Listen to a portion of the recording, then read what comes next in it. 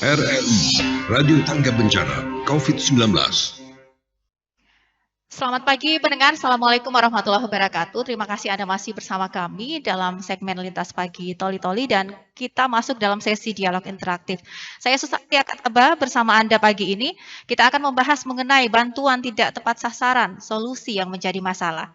Nah, pendengar, Presiden Joko Widodo menekankan agar stimulus perekonomian segera disampaikan kepada masyarakat dan tepat sasaran. BPKP kemudian ditunjuk untuk melakukan pengawasan ketepatan penyaluran bantuan sosial di seluruh Indonesia. Pengawasan dilakukan melalui verifikasi data terpadu kesejahteraan sosial sebagai dasar penyaluran bantuan. Namun pendengar, di masyarakat saat ini begitu banyak keluhan mengenai bantuan-bantuan yang disalurkan oleh pemerintah, baik itu pemerintah pusat, provinsi maupun kabupaten di segala sektor, di bidang perikanan, pertanian, kemudian juga UMKM. Masih ada kemudian keluhan masyarakat yang menyampaikan bantuan ini tidak tepat sasaran. Bahkan juga Wakil Ketua DPRD Toli-Toli sempat menyinggung bahwa ada juga diindikasikan bantuan yang tiba masa tiba akal, tidak kemudian melalui data yang valid.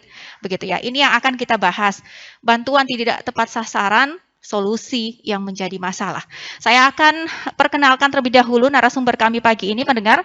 Yang pertama, Kepala Perwakilan BPKP Provinsi Sulawesi Tengah, Bapak Effendri Sihombing. Selamat pagi, Pak Effendri.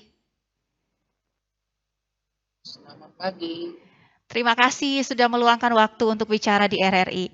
Kemudian kita bersama juga dengan Pak Saryanto, Kepala Bidang Prasarana dan Sarana Pertanian, Dinas Pertanian Sulawesi Tengah. Assalamualaikum, Pak Saryanto. Waalaikumsalam warahmatullahi wabarakatuh. Terima kasih banyak sudah meluangkan waktu untuk bicara di RRI. Kita juga bersama dengan Pak Usman, Kepala Dinas Pertanian dan Ketahanan Pangan Kabupaten Parimo. Assalamualaikum Pak Usman. Kabupaten Buol, Ibu. Kabupaten Buol ya, baik. Assalamualaikum Pak Usman. Waalaikumsalam warahmatullahi wabarakatuh. Baik, kita juga bersama dengan Inspektorat Kabupaten Parimo. Assalamualaikum Pak. Oh, belum tersambung ya. Waalaikumsalam warahmatullahi wabarakatuh. Baik, waalaikumsalam warahmatullahi wabarakatuh. Baik. Saya akan mulai terlebih dahulu dengan Pak Effendri Sihombing, tetapi mungkin kita mendengarkan dulu opini publik ya. Oh, Pak Jemi Yusuf sudah bergabung juga. Saya menyapa terlebih dahulu Wakil Ketua DPRD Toli-Toli, Pak Jemi Yusuf. Assalamualaikum Pak Jemi.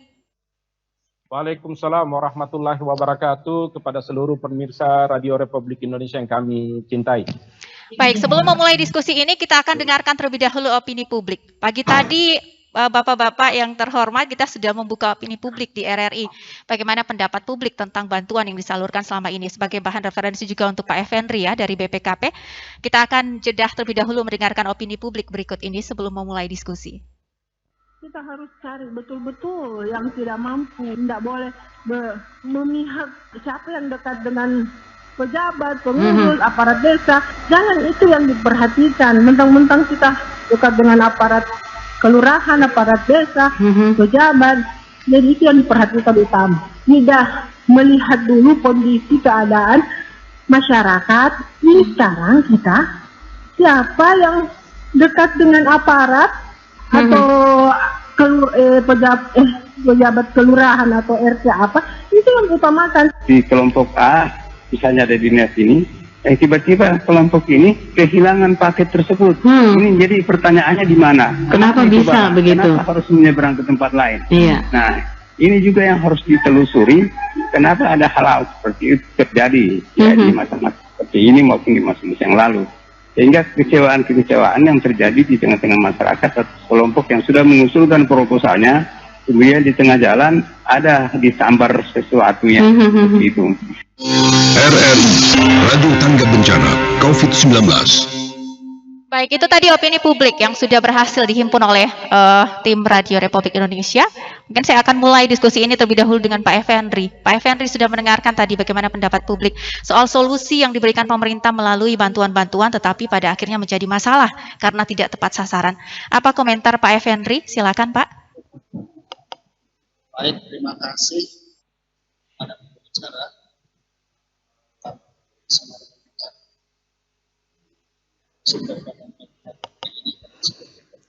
Ya, Pak Effendri, saya belum mendengar dengan baik suaranya, Pak. kecil, suaranya belum terdengar baik ya Pak. Baik, Ya. terima kasih kepada pembawa acara dan rekan-rekan pemirsa serta narasumber semuanya di RRI Toli-Toli. Kami sudah dengar, jadi pada prinsipnya BPKP itu dan bersama inspektorat memastikan 6T, tepat mutu, tepat sasaran, tepat jumlah, ya, tepat harga, tepat administrasi, dan tepat volume. Memang di beberapa tempat kami menemukan hal yang sama, Mbak. Kami menemukan hal yang sama, di mana ada kecenderungan yang mendapat bantuan itu adalah mereka-mereka yang dekat dengan pejabat desa, RT RW, dan pejabat-pejabat tertentu. Lalu yang kedua ada beberapa permasalahan. Permasalahan kedua adalah masalah DTKS. Data ini memang selalu menjadi masalah bahkan sampai nasional. Jadi validasi data yang harusnya per triwulan, ya, itu jarang diupdate. Bahkan ada yang sudah meninggal pun masih bisa mendapat bantuan, kan aneh juga itu. Nah, yang berikutnya kita coba mendorong supaya proses validasi data itu memang dimulai dari RT RW setempat, ya. Jadi lalu dicoba diumumkan di desa. Jangan sampai ada tumpang tindih. Karena saya sendiri langsung pernah ke lapangan dan kita menemukan memang terutama tidak tepat sasaran. Bahkan di lapangan itu waktu kami cek ada yang lebih susah. Tetapi ada juga yang satu orang dia selain dapat bantuan tunai juga bantuan non tunai. Sementara di sisi lain ada masyarakat yang memang lebih susah, ya, tidak terdata. Jadi waktu itu kita kumpulkan tenaga sosial bersama beberapa dari dinas sosial, dari desa, kita rapat bersama supaya dilakukan pendataan ulang. Jadi dan terutama kemarin seperti di Kota Palu mungkin sebagai perbandingan kita mendorong mereka-mereka bahkan yang yatim piatu, ya, yatim piatu atau punya cacat fisik lalu penyakit kronis. Nah, ini juga tidak terdata dengan baik. Oke. Baik, Pak Effendri, ini kan kita tidak hanya satu sektor saja sering mendapatkan keluhan seperti ini, Pak, ya. Di sektor lain pun, pertanian, kelautan, yang di sana ada program pemerintah untuk mendorong proses pembangunan yang lebih baik, tapi karena tidak tepat sasaran justru menjadi masalah. BPKP ini merupakan salah satu lembaga yang mengawasi begitu ya, bagaimana kinerja di daerah-daerah. Kalau yang didapatkan, Pak, di daerah-daerah ini sebenarnya selain data DTKS yang tadi Bapak singgung, apa juga yang menjadi permasalahannya sampai kok masalah seperti ini agak sedikit sulit untuk diperbaiki begitu, Pak Effendri? Baik, terima kasih Mbak. Jadi memang kalau untuk pendataan ini memang itu adalah salah satu penyebab awal. Jadi ada kecenderungan menggunakan data-data yang lama. Nah, ke depan teman-teman di Pemda juga harus sebenarnya mengalokasikan anggaran validasi data. Karena kalau data yang salah, maka tujuannya salah. Maka akan berdampak pada pemborosan bahkan kerugian keuangan negara. Bahkan akan mengandung resiko hukum.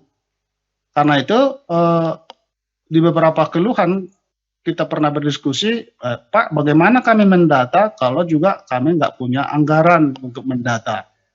Nah, sebenarnya bisa juga dimaksimalkan dengan teman-teman tenaga baik tenaga penyuluh kalau di pertanian mungkin bisa dimanfaatkan juga. Atau mungkin melalui jalur kepala desa atau lurah. Jadi kalau memang berdasarkan analisis teman-teman dari dinas, sepertinya datanya tidak valid, barulah boleh turun ke lapangan. Jadi mungkin Tapi kalau Baik. spesifik bicara soal pengawasan begitu Pak, kalau tadi kan kendala anggaran kemudian dan lain-lain, tapi kalau spesifik bicara pengawasan, untuk pengawasan internal di daerah-daerah ini apa yang menjadi temuan BPKP soal kan sebelum bantuan ini disalurkan, kalau sudah disalurkan dan sebelumnya ini ada pengawasan internal dulu yang berjalan untuk Ya, memastikan bahwa dia tepat begitu pada saat ya, ada. benar. Ya. Benar. Baik, jadi validasi data juga sebenarnya antara teman-teman dari dinas maupun dari teman-teman APIP ini juga boleh duduk bersama. Nah, jadi di zaman pandemi ini memang kita dituntut tidak lagi hanya bekerja seperti konvensional ya. Misalnya Senin sampai Jumat jam 5 sore sudah pulang, ya tidak bisa. Zaman pandemi ini itu bahkan Sabtu Minggu bahkan sampai jam 10 malam kami biasa itu. Biasa sekarang ini. Jadi tidak lagi hanya mengandalkan misalnya duduk di meja, tidak. Tapi benar-benar harus saya sendiri turun ke lapangan. Di Kabupaten Sigi maupun di Palu, saya cek langsung, saya turun. Saya tidak mau hanya dengar laporan dari teman-teman dari bawah. Dan alhamdulillah ada beberapa yang kita langsung perbaiki dan kita langsung sampaikan kepada dinas, bahkan termasuk ke Pak Wali maupun Pak Bupatinya. Demikian, Mbak. Baiklah, artinya ini terjun ke lapangan menjadi hal yang penting bahkan untuk aparat penegak hukum maupun pengawas internalnya juga di daerah Iya, begitu ya. Tetapi saya mau ke betul. Pak Oni dulu, Pak Effendri, kita coba dengarkan dari Inspektur Pembantu Badan Inspektorat Kabupaten Parimo. Pak Oni, kalau pengawasan internal selama ini yang dilakukan di Parimo, misalnya bagaimana Pak? Adakah juga mendeteksi bahwa di wilayah Kabupaten Parimo keluhan seperti ini juga terjadi begitu, Pak Oni? Siap, siap Ibu. Makasih. Assalamualaikum warahmatullahi wabarakatuh. Yang saya hormati Bapak Effendri, khusus Pak Effendri Sihoming, BPKP Perwakilan Sulawesi Tengah, Bapak-bapak dari Dinas Ketahanan Pangan, Pertanian, dan sebagainya, langsung saja Ibu. Jadi, memang kalau untuk khusus kita mengawasi terhadap bantuan-bantuan ini memang kami mohon maaf, kami mungkin untuk khususnya itu belum mengkhususkan terhadap bantuan-bantuan yang ada. Tapi secara di lapangan yang kami dapat, itu biasanya data-data yang tidak update dan atau tidak terverifikasi di tingkat pedesaan. Ada data-data yang harusnya sudah hilang karena tingkat ekonomi masyarakat yang dulunya masuk data tersebut itu adalah data misalnya kemiskinan atau apa dan sebagainya, itu yang sekarang sudah seharusnya sudah bisa dihapus. Nah, ini di tingkat daerah, di tingkat desa ini yang biasanya data-data yang memang perlu kita bersama harus memperbaiki dan mengupdate kembali. Demikian, Bu. Artinya sama begitu ya dengan temuan BPKP bahwa data-data inilah yang harus diperbaharui, yang menyebabkan sampai kemudian solusi bantuan ini akhirnya menjadi masalah karena tidak tepat, Pak Oni. Siap. Oke, kemudian sudah adakah langkah di daerah, misalnya di Parimo, ketika sudah mendeteksi bahwa oh ternyata masalahnya ada di data yang tidak akurat, kemudian adakah langkah yang dilakukan bagaimana memastikan dari pengawas internal ini mendorong supaya data-data ini segera diperbaiki begitu Pak Oni? Memang beberapa sektor itu kami sudah sampaikan ke dinas-dinas yang terkait dan mereka juga sementara memang karena ini desa kami juga agak banyak dan untuk mengupdate data ini memang agak memerlukan waktu yang lama, tapi di daerah kami memang sekarang sudah sementara berjalan itu, Bu. Oke, sudah mulai dilakukan pengecekan begitu ya untuk di Parimo. Ya. Oke, saya kemudian ke Pak Saryanto, Kepala Bidang Prasarana Sarana Pertanian Dinas Pertanian Sulawesi Tengah. Pak Saryanto, untuk toli-toli tadi kami belum sempat juga menghadirkan ya. Tadi ada publik juga masyarakat yang mengeluhkan soal misalnya bantuan di sektor pertanian.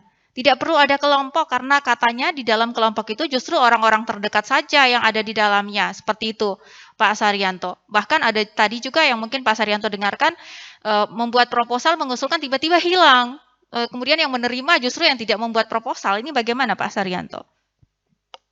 Makasih Ibu pembawa acara. Assalamualaikum warahmatullahi wabarakatuh. Selamat pagi, salam sejahtera bagi kita sekalian, salam sehat. Mudah-mudahan kita semua di acara ini diberi kesehatan yang baik oleh Allah Subhanahu wa Ta'ala. Bapak narasumber yang saya hormati, ada Pak Effendi, Pak Usman Kadis Pertanian Duol, kemudian Pak Rudin, Pak Inspektorat yang saya hormati, kemudian Pak Jemi, para pemirsa RRI dimanapun Anda berada. Jadi tema kita hari ini adalah siapa yang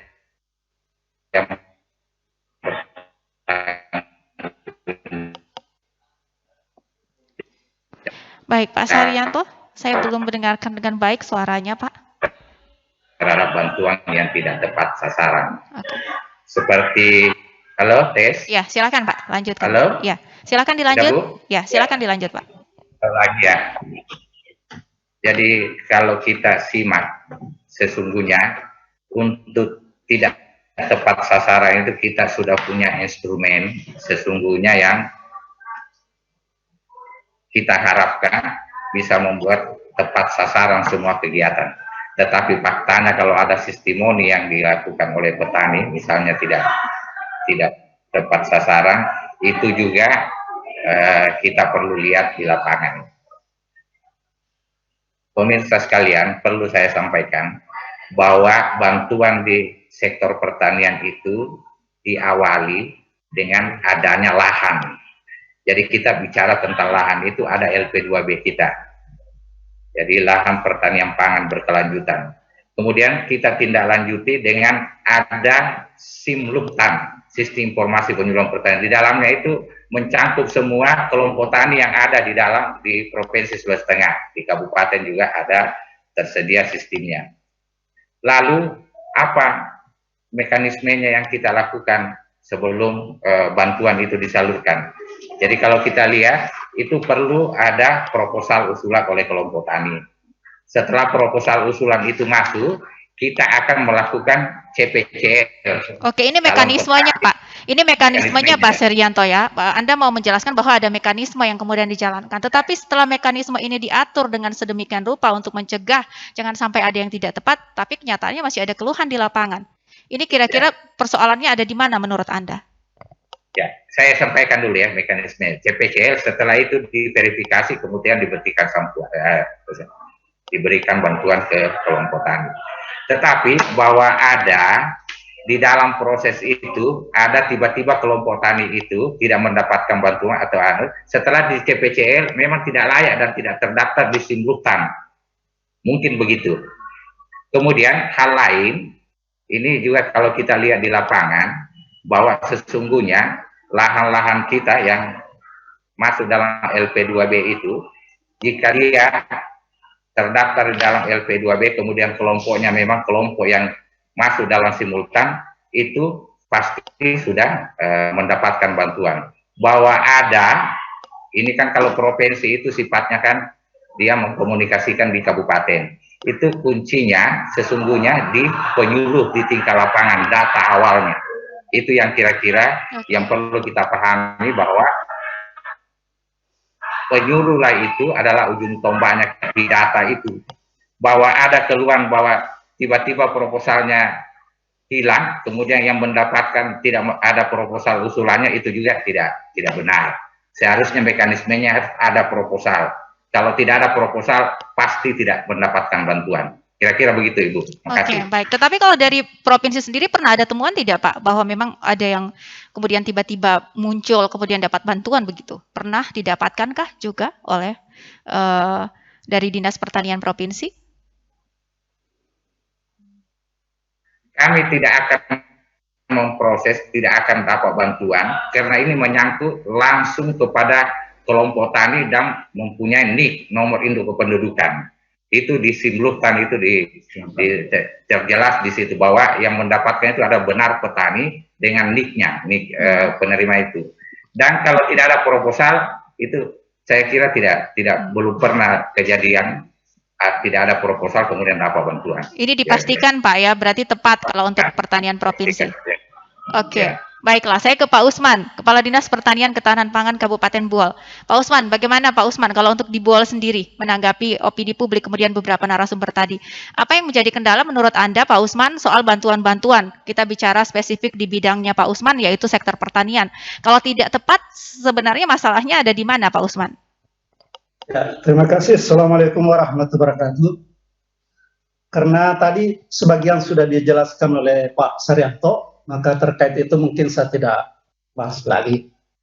Kalau kami di Buol, selama ini hampir tidak pernah ada masalah berkaitan dengan penyaluran bantuan dari Dinas Pertanian. Saya tidak tahu kalau dari OPD lain. Dari Dinas Pertanian, bantuan yang biasa diberikan kepada masyarakat itu dalam bentuk barang, ada juga dalam bentuk uang tunai. Nah, kalau menurut saya, karena aturannya ini sudah sangat jelas, sepanjang kita taat asas, maka salah sasaran itu sangat kecil kemungkinan untuk bisa terjadi. Kalaupun mungkin ada keluhan-keluhan yang disampaikan, itu boleh jadi yang bersangkutan memang tidak mendapatkan, karena pada saat menyampaikan permohonan itu sudah lewat waktunya. Kalau kami di Buol, kelompok-kelompok tani yang diberikan bantuan itu 1 tahun sebelumnya itu sudah harus masuk proposalnya. Dan proposal itu dalam rangka pengendalian itu sudah diketahui oleh kepala desanya dan disahkan oleh PPL yang ada di masing-masing desa. Artinya bahwa perwakilan kami yang ada di desa sudah memverifikasi orangnya, NIK-nya, lahannya, kemudian betul-betul bahwa dia masih dalam keadaan sehat dan berusaha di bidang pertanian sesuai dengan jenis bantuan yang dimohonkan. Setelah itu lagi, sebelum dibuatkan SK Bupati untuk ditetapkan sebagai calon penerima yang akan diusulkan ke DPR misalnya ataupun ke kementerian, itu kami bentuk tim lagi untuk memverifikasi. Bahkan setelah itu kami minta lagi bantuan inspektorat sebagai aparat internal kami untuk melakukan review. Bahkan sebelumnya ketika dulu masih ada TP4D di Kejaksaan, kami juga libatkan sebelum kami menyalurkan itu. Nah, sehingga alhamdulillah selama ini hampir tidak ada. Memang biasanya ada oknum-oknum itu karena mungkin ada pendekatan misalnya di pusat, tiba-tiba datang menawarkan kelompok yang harus dibantu. Kalau itu tidak sesuai, kami tetap tidak layani. Dengan ketentuan yang disampaikan oleh Pak Saryanto tadi. Artinya kalau untuk Buol harus sesuai dengan peraturan dan itu dijamin pasti akan tepat sasaran. Keberanian kepala dinasnya. Karena aturannya sudah sangat jelas. Baik. Oke, baiklah. Pak Effendri, Pak Saryanto, Pak Usman, dan Pak Oni, kita punya perwakilan rakyat juga di sini, Wakil Ketua DPRD Toli-Toli yang juga menjalankan fungsi pengawasannya. Coba kita dengarkan dari Pak Jemi, bagaimana sebenarnya temuan-temuan di lapangan yang sudah didapatkan oleh DPRD, spesifik untuk Toli-Toli begitu ya, pastinya Pak Jemi akan bicara, terkait dengan bantuan yang tidak tepat sasaran ini akhirnya menimbulkan masalah kemudian di lapangan. Silakan Pak Jemi. Ya, terima kasih banyak Mbak Santi Akataba. Yang kami hormati seluruh narasumber, ada Pak Usman, Kadis Pertanian Tanaman Pangan Buol, Inspektorat Pak Wandi dari Barimo, Pak Effendi dari BPKP Perwakilan Sulteng, dan Pak Saryanto, Sapras di Dinas Pertanian Tanaman Pangan Provinsi Sulawesi Tengah. Jadi pada prinsipnya bahwa kita harus mengetahui bahwa jaring pengaman sosial kita itu mengatur tentang 2 hal, klaster. Yang pertama ada klaster namanya bantuan sosial, itu dalam bentuk charity, pemberian langsung, dan ada namanya klaster pemberdayaan, supaya kita tidak tumpang tindih dalam menjelaskannya. Yang pertama, apa yang disampaikan oleh tadi Pak Effendri tadi dari BPKP Perwakilan Sulteng, bahwa patokannya itu ada di 6T tersebut. Nah, kalau misalnya kita mengacu kepada 6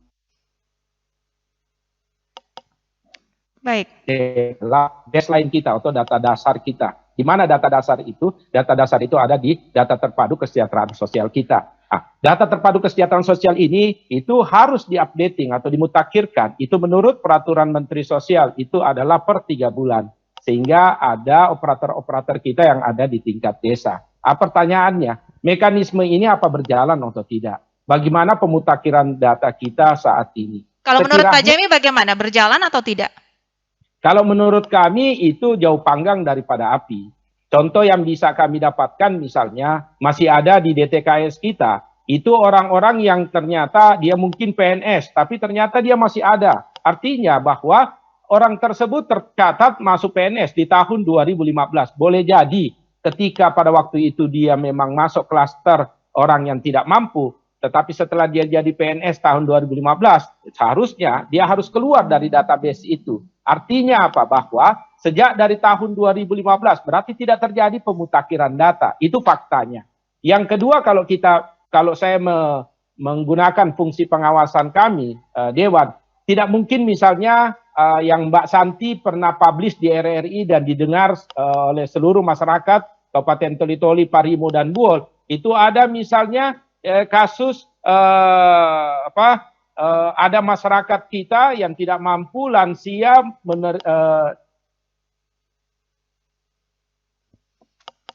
Ya, Pak Jemi? tidak terdata kita. Halo? Ya, oke. Silakan Pak Jemi. Itu artinya bahwa kalau misalnya kasus Pak siapa? Saya lupa namanya ini. Pak Kunding ya. Pak Kunding kemarin itu kan sebenarnya potret sosial kita, potret bagaimana lemahnya sistem pendataan kita. Nah, yang kedua, kita masuk ke klaster pemberdayaan.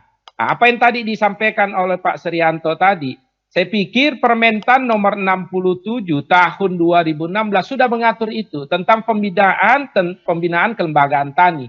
Ada syarat pembentukan kelompok tani, ada syarat bagaimana mengukuhkan kelompok tersebut.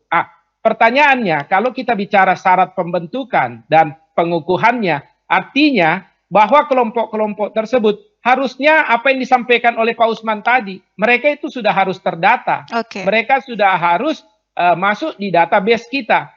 Pertanyaannya, kalau misalnya ada kelompok-kelompok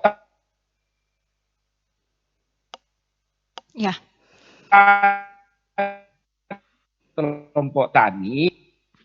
Halo? Ya, silakan Pak Jemi. Halo? Ya. Ya, kalau ada kelompok tani yang mendapatkan bantuan misalnya, tetapi dia tidak masuk di dalam list misalnya yang ada di database kita, misalnya apa yang seperti yang disampaikan oleh Pak Srianto. Artinya bahwa ada mekanisme yang dilanggar. Oke, ditahan di situ dulu, Pak Jemi. Iya. Saya minta Anda tahan dulu, nanti kita lanjutkan lagi. Saya ingin minta tanggapan Pak Effendri. Pak Effendri, ini temuan-temuan dari perwakilan rakyat di parlemen, di DPRD Toli-Toli begitu ya, bahwa data DTKS tidak diperbaharui dan lain-lain. Apa komentar BPKP sendiri untuk hal ini, Pak? Baik, terima kasih Mbak. Jadi prinsipnya sebenarnya tidak bisa lagi kita melakukan pengawasan hanya berdasarkan di atas meja, kursi. Jadi kita sebelum bermasalah, kita harus sudah data dari awal. Jadi teman-teman di daerah, baik itu dinas maupun inspektorat, sebelum muncul masalah ini, kita harus pastikan dulu, Mbak. Nah yang kedua, mungkin masyarakat juga tidak paham sosialisasi, ya belum mendapat sosialisasi bagaimana prosedurnya. Nah yang berikutnya mungkin setelah diverifikasi ternyata kelompok tani tadi tidak mendapat, perlu juga disampaikan kepada masyarakat alasannya kenapa mereka tidak dapat. Nah lalu yang berikutnya kalau mereka sudah mendapat, apakah betul dicek ulang? Jangan-jangan ini kelompok baru dibentuk. Jadi rekan-rekan pemirsa, kita ini sekarang tidak boleh lagi seperti yang dulu-dulu pola kerjanya.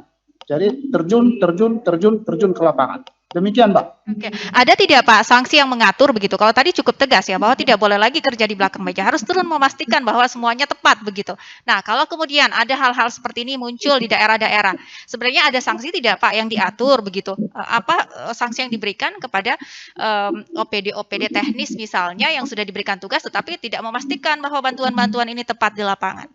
Baik, terima kasih Mbak. Jadi ada beberapa masalah. Kalau itu masalah administrasi, maka tentu akan diberikan rekomendasi perbaikan administrasi. Tapi kalau itu sudah menyangkut masalah mutu, volume, dan ternyata di sana ada indikasi kecurangan, maka tentu resikonya resiko hukum. Dan resiko hukum ini bisa ditangani APID bersama dengan penegak hukum. Apalagi sampai misalnya ternyata bantuan itu salah sasaran dan sama sekali tidak ada manfaatnya, ini Dan apabila itu karena kesengajaan, maka ini mengandung risiko hukum dan Oke. bisa dikategorikan lalai dan masuk dalam kategori curang. Demikian, Mbak. Ini kelalaian begitu. Kalau tadi kata Pak Jemi ini sudah lama sebenarnya data-data yang bahkan dari 2015 masih terdata kembali dan tidak ada pembaharuan kalau kata wakil rakyat tadi ya Pak Jemi. Nah ini bagaimana? Masuk kategori apa ini? Perlukah kemudian langsung dipertegas daerah-daerah harus segera membenahi ini begitu Pak Effendri? Baik, terima kasih. Jadi data ini sebenarnya dari pengawasan dari Dewan boleh disampaikan ke Pak Bupati, Pak Bupati, dan supaya diambil langkah-langkah yang cepat dan tepat ya. Jadi tidak lagi hanya sekedar disposisi sana, disposisi sini. Nah, bila penting setelah acara kita hari ini, ya besok langsung turun perbaikan. Jadi tidak sia-sia pembahasan kita hari ini. Ya, demikian, Mbak. Baiklah Pak Effendri, kami dapat kabar bahwa Bapak di jam 9:30 ini ada kegiatan, tapi masih bolehkah meluangkan waktu atau bagaimana Pak Effendri? Masih boleh sekitar 10 menit lagi, Mbak. Oke, baiklah Pak Effendri. Kalau gitu saya akan buka opini publik ya, Pak Effendri dan juga narasumber yang lainnya. Silahkan Anda menelpon di 085242486001. Kita spesial hari ini bersama dengan Pak Effendri Sihombing dari Kepala Perwakilan BPKP Sulawesi Tengah. Apa yang Anda sampaikan ini bisa menjadi referensi bagi BPKP untuk bagaimana mengatur kembali begitu ya, agar bantuan-bantuan ini bisa diawasi secara maksimal. Sekali lagi Anda bisa gunakan di 085242486001. Silahkan, kita punya narasumber juga dari DPRD Toli-Toli, kemudian dari Dinas Pertanian Provinsi Sulawesi Tengah, juga dari Ketahanan Pangan Kabupaten Buol, dan dari Inspektur Pembantu Badan Inspektorat Kabupaten Parigi Motong ada Pak Oni. Nah, Anda bisa menelpon kami pendengar pagi ini. Ya, sudah ada yang bergabung ya? Oke, terputus. Baiklah, kita akan jeda terlebih dahulu sebelum kita lanjutkan diskusi ini dan saya masih nantikan Anda di 085242486001.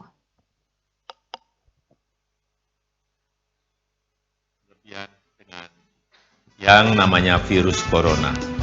Karena virus corona dari data yang saya terima, 94% lebih penderitanya dapat disembuhkan. Jadi sebetulnya musuh terbesar kita saat ini adalah bukan virus itu sendiri, tapi rasa cemas, rasa panik, rasa ketakutan, dan berita-berita hoax serta rumor. Kita sebenarnya harus yakin dengan fakta, informasi, solidaritas bersama, dan gotong royong. RRI, Radio Tangga Bencana COVID-19.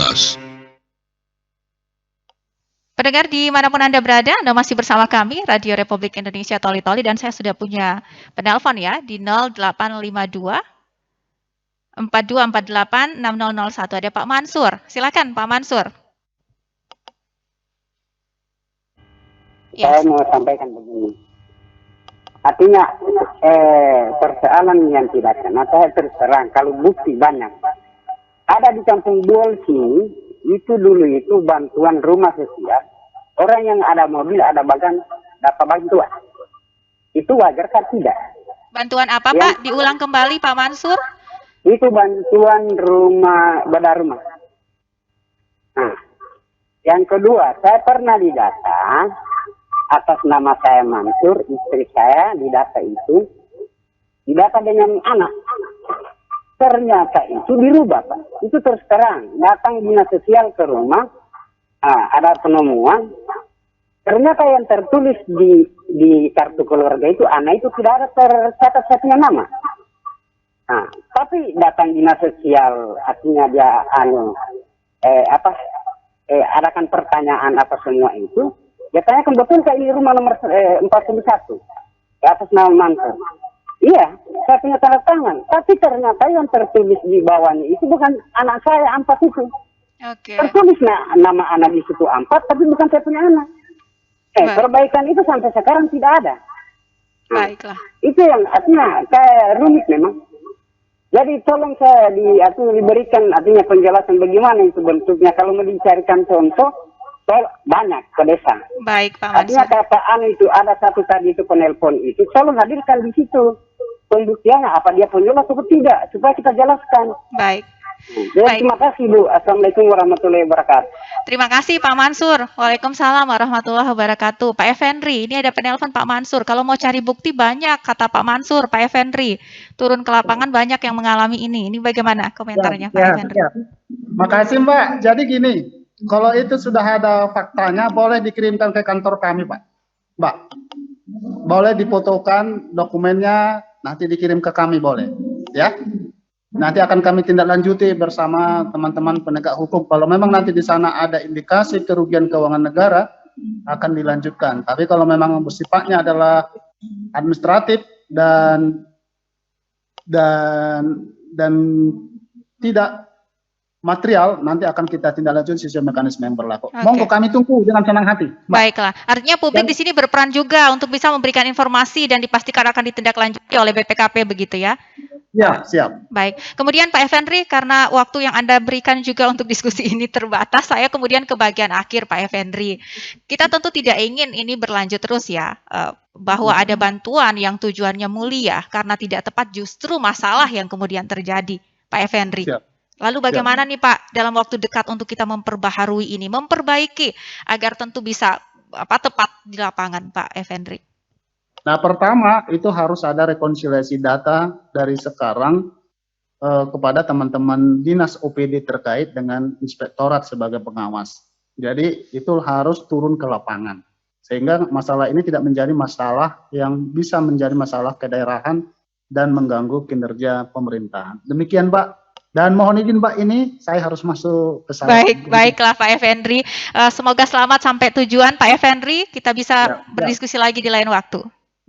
Siap bersedia. Makasih, mohon izin, mohon maaf. Wassalamualaikum warahmatullahi wabarakatuh. Waalaikumsalam warahmatullahi wabarakatuh. Terima kasih banyak untuk Pak Effendri Sihombing, Kepala Perwakilan BPKP Provinsi Sulawesi Tengah.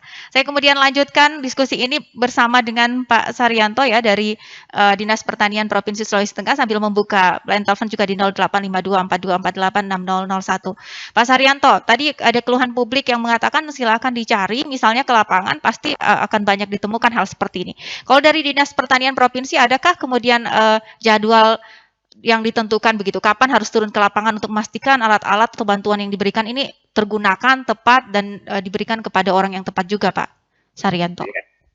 Makasih, Bu Susanti. Jadi saya perlu sampaikan bahwa kita ada monitoring. Termasuk saya, Ibu Santi, hari ini pakai baju biasa karena seharusnya pagi-pagi saya harus ke Buol untuk memverifikasi semua yang terkait dengan bantuan pertanian termasuk luas tambah tanam. Tapi saya mau sampaikan tadi Pak Effendri, mudah-mudahan masih dengar kalau masih ada, bahwa kita 6 tepat itu memang kita senantiasa melakukan atau berusaha memenuhi 6 tepat. Salah satunya yang tepat itu adalah kita sementara ini Kementerian Pertanian, Dinas Pertanian Provinsi maupun Kabupaten Kota melakukan pendataan poligon data. Ini kan basisnya sebenarnya kita kendalanya di basis data. Itu kira-kira. Tetapi perlu diketahui bahwa memang kita setiap saat monitoring di lapangan. Seperti saya sampaikan, saya pakai baju kemeja biasa ini karena akan ke Buol untuk memonitoring kegiatan. Jadi begitu Bu Santi. Baik, artinya ada monitoring yang dilakukan secara berkala begitu ya, Pak Saryanto untuk Dinas Pertanian. Saya kemudian ke Pak Oni. Pak Oni, kalau dari Inspektorat sendiri kan juga sebagai pengawas internal, bagaimana sejauh ini keterlibatannya untuk memastikan Pak Oni bahwa memang OPD teknis yang menangani bantuan-bantuan ini tepat begitu menyalurkannya? Terima kasih Mbak. Ya, jadi mungkin saya tidak ke arah situ dulu. Mungkin yang perlu dipahami bersama bahwa terkadang memang komunikasi antar OPD, apa yang tadi Pak Effendri beritahu dan informasikan bahwa rekonsiliasi antara OPD terkait dengan inspektorat itu memang selama ini mungkin jarang berkomunikasi. Itu yang putus selama ini, sehingga kami juga dalam memonitoring dan mengawasi bantuan-bantuan itu terkadang kami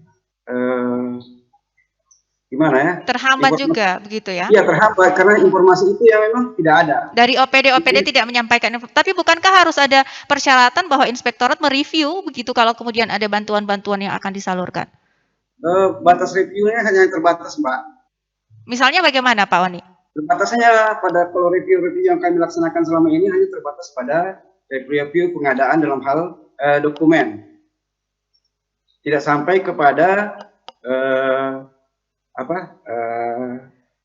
kelayakan atau tepat tadi. Karena kita review itu ada memang format yang harus bimbingannya sudah terformat. Sehingga memang tidak sampai kepada kita sebenarnya siapa yang harus dapat dan karena itu belum sampai ke sana. Itu memang dalam aturan tidak boleh sampai ke sana atau ada masalah lain sampai kemudian reviewnya hanya sebatas administrasi saja tidak sampai terjun ke lapangan. Kalau tadi kata Pak Effendri harus nih turun ke lapangan, tidak boleh lagi di belakang meja. Tapi harus bekerja sampai mencari tahu ini by name by address siapa yang menerima, Pak Effendri. Tidak segitu sebenarnya. Review yang kami lakukan itu memang intinya ya review terbatas. Itu pengawasan yang terbatas, namanya review. Beda kalau kita pengawasan yang bentuknya langsung ke lapangan full, itu bisa kita mencari data-data yang memang mulai dari perencanaan. Memang sebenarnya, Pak, kalau dalam hal pengawasan itu untuk sekarang ini itu memang kita harus mengawas mulai dari perencanaan sampai pelaksanaan bahkan sampai kepada manfaatnya. Nah ini yang harus memang sama-sama kita ketahui bahwa itu mulai dari perencanaan seperti tadi Pak Anto kasih tahu dari Sulawesi Tengah tadi Sulteng bahwa apa yang proses yang dilaksanakan itu harus diawasi juga sebenarnya semuanya sampai kepada orang-orang yang menerima sampai kepada manfaatnya. Begitu Mbak. Cuman kendalanya apa sampai kemudian belum bisa semaksimal sesuai dengan yang dijelaskan oleh Pak Wani tadi? Pertama, saya ingin katakan tadi informasi atau rekomunikasi antara OPD terkait dengan inspektorat itu belum jalan dengan baik. Oke. Yang kedua, kalau untuk daerah kami, Mbak, daerah kami sangat luas sekali, panjang, dan desanya juga banyak, 200 lebih. Untuk memonitoring bantuan ini kan tidak hanya pada bantuan pertanian, banyak bantuan-bantuan, ada yang bantuan industri, koperasi, sosial dan sebagainya. Jadi untuk menjangkau secara keseluruhan itu mungkin kita memerlukan waktu dan dana yang tidak sedikit. Oke. Ini yang menjadi kelemahan sampai kemudian pengawasannya belum secara menyeluruh reviewnya. Salah satunya. Baiklah Pak Wani. Saya ke Pak Usman dari Dinas Pertanian Ketahanan Pangan Kabupaten Buol. Tadi Pak Usman mengatakan untuk Buol dipastikan nih sesuai dengan aturan begitu Pak ya. Tetapi Pak Usman tadi dalam opini publik lagi-lagi kita mau bawa opini publik yang disampaikan warga pagi tadi ya. Tiba-tiba ada yang tidak pernah diketahui begitu langsung masuk. Kemudian yang sudah mengajukan sebelumnya tiba-tiba namanya hilang seperti kata Pak Mansur tadi. Kemudian Pak Jemi juga dalam statementnya pagi tadi dalam wawancara RRI ada banyak kepentingan juga dalam bantuan ini ya, tiba masa tiba akal, unsur kedekatan tadi disampaikan juga publik. Nah, bagaimana di Buol memastikan bahwa aturan ini tepat dan mengesampingkan hal-hal tadi yang menjadi keluhan-keluhan itu, Pak Usman? Ya. Jadi kalau bantuan dalam bentuk barang, yang diberikan oleh Dinas Pertanian kepada masyarakat itu biasanya dalam bentuk sarana produksi, yaitu benih. Nah, tadi saya sudah menjelaskan bagaimana kronologinya sampai yang bersangkutan kita berikan bantuan.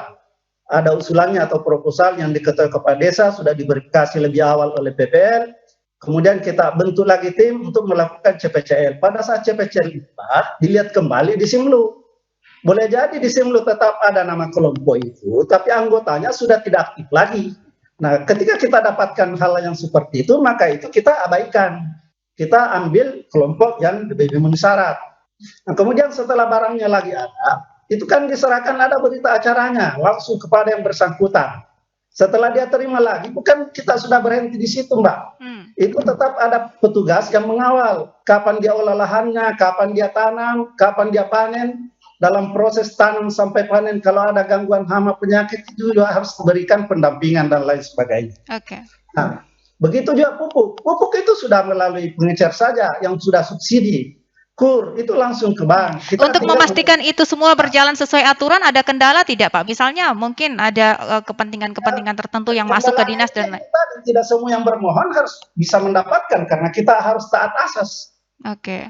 Boleh jadi memang banyak permohonan, tapi yang kita berikan tidak sebanyak itu karena banyak persyaratan yang tidak dipenuhi. Contoh kemarin ada yang dari mengaku dia sudah dapat janji dari pusat akan diberikan bantuan, lalu dia membentuk kelompok usaha bersama.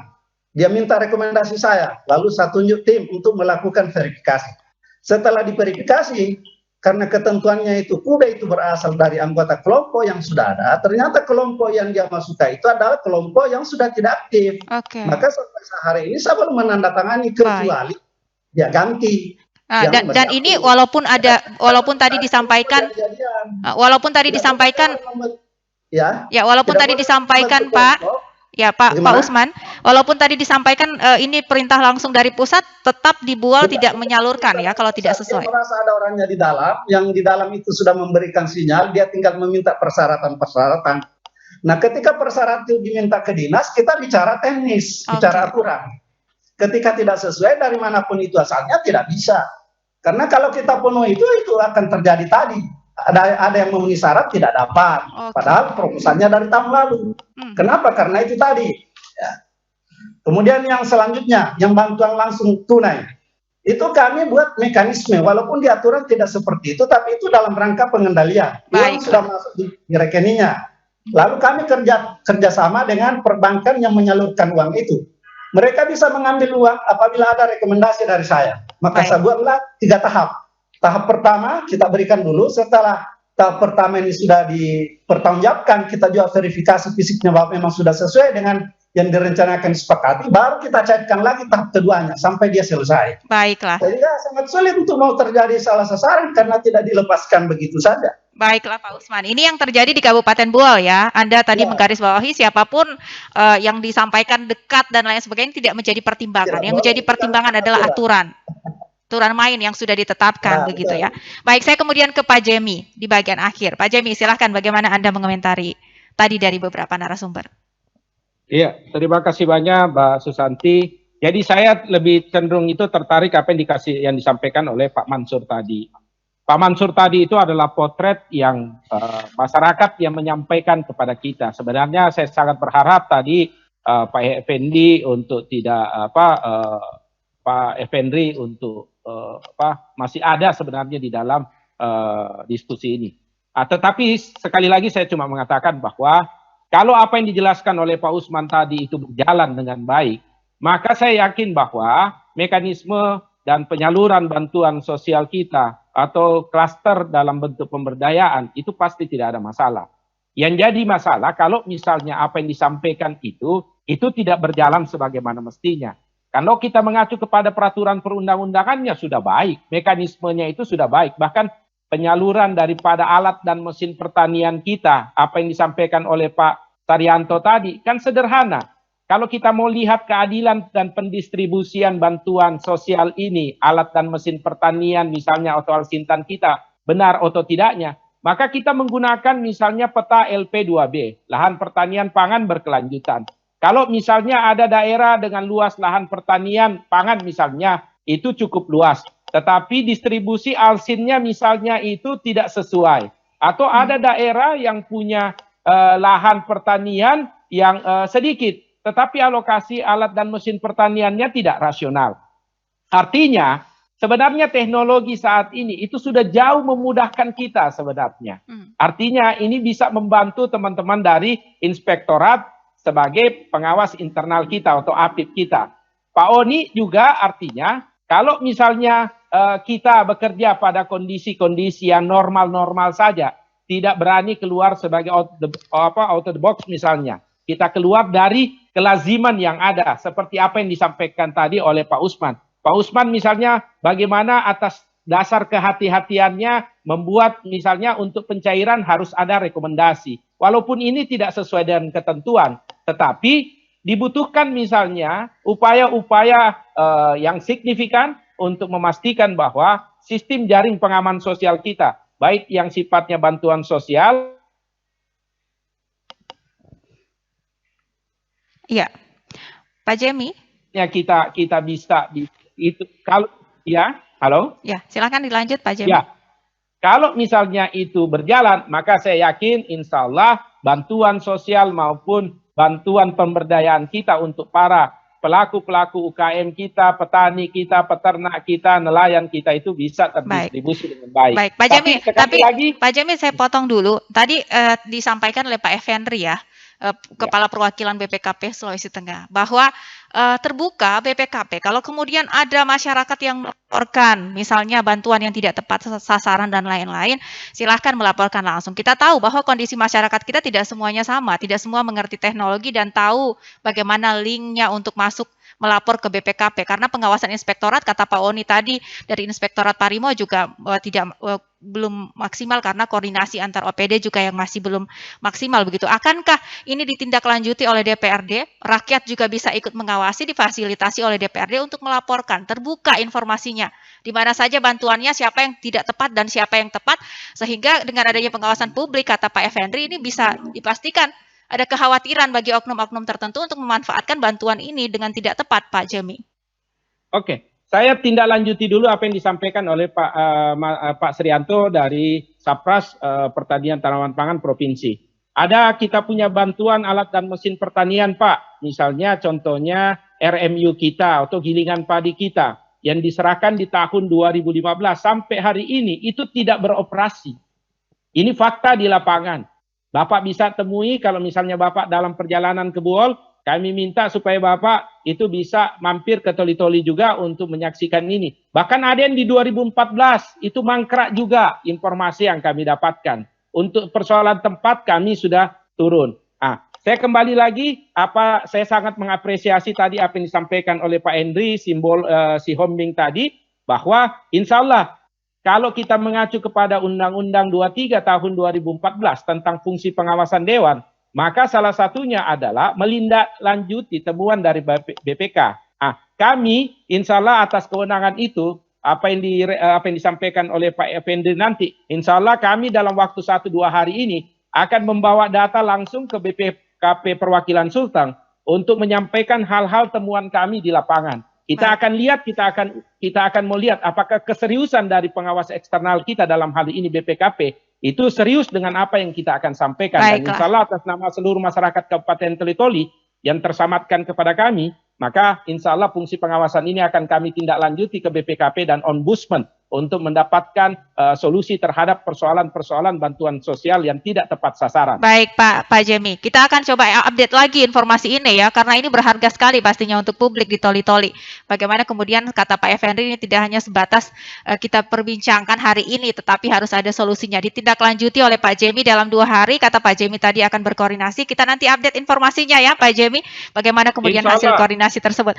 Kemudian di bagian akhir saya ke Pak Saryanto. Pak Jemi, Pak Saryanto, kalau tadi Pak Saryanto mengatakan semuanya diawasi dengan baik, tapi ternyata ada temuan dari DPRD Toli-Toli, Pak, di wilayah Kabupaten Toli-Toli, Al-Sintan ini yang bermasalah. Ini bagaimana komentar Pak Saryanto?